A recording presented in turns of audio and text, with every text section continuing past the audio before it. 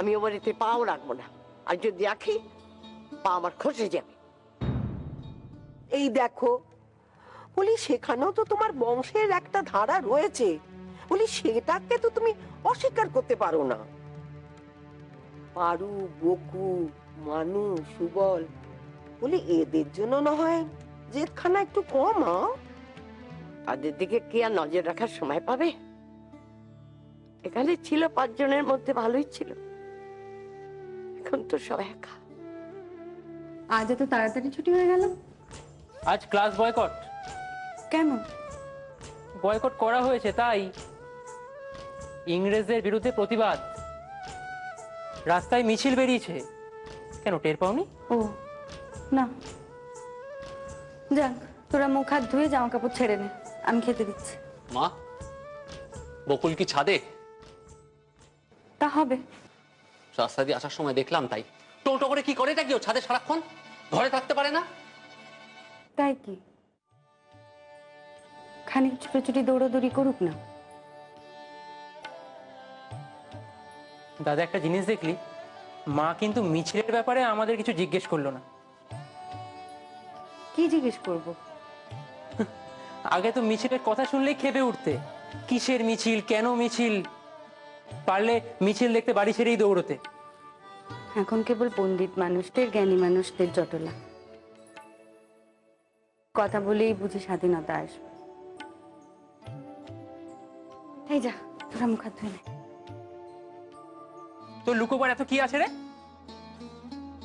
আছে, তাতে তোমার কি? তুমি কেন না জিজ্ঞাসা করে আমার ঘরে এসছো, আমার জিনিস নিয়ে টানাটানি করছো?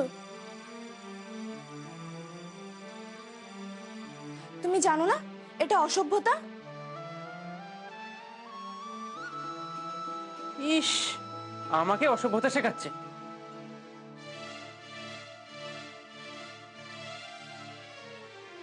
কেন তুই এখন যা। হ্যাঁ যাচ্ছি। মেয়ে ছেলে আবার পদ্য লিখিয়ে হয়েছে। আজ ওই মেজদার সঙ্গে দেখা হলো। ও, কোথায়? ওই ভবানীপুরের দিকে একটা কাজে গেছিলুম, ওইখানেই। তো কেমন আছে? দেখে ভালোই মনে হলো। মাকে বললি? না, শুধু শুধু পুরনো কাসুন্দি ঘেটে আর কি হবে, খানিক কষ্ট বাড়ানো। তবে মেজদাকে একটা কথা জিজ্ঞেস করলে হতো না, মানে ওই অনেক দিন তো হলো মেজদার ঘরের জিনিসপত্রগুলো পড়ে থেকে থেকে ঝুলকালি পড়ে যাচ্ছে। কবে কার কি দরকার হবে তাই বলে কি বাড়ির একখানা ঘর অকেজ হয়ে পড়ে থাকবে?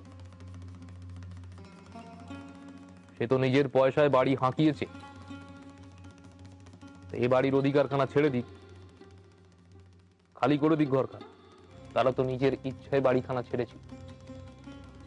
তারা কেন, কোন পরিস্থিতিতে ভিন্ন হয়েছে, সেই হিসেব কষতে বসলে অন্য অনেক হিসেবেই গরমিল দেখা যাবে। যে কথা চাপা আছে তা চাপাই থাক। মার কাছে চলো একবার। আবার সেই এক কথা। কতদিন হয়ে গেছে বাড়িতে এসেছো, একটিবারও তার সঙ্গে দেখা করনি, এটা কি ঠিক? আমার তো কোনোটাই ঠিক নয়।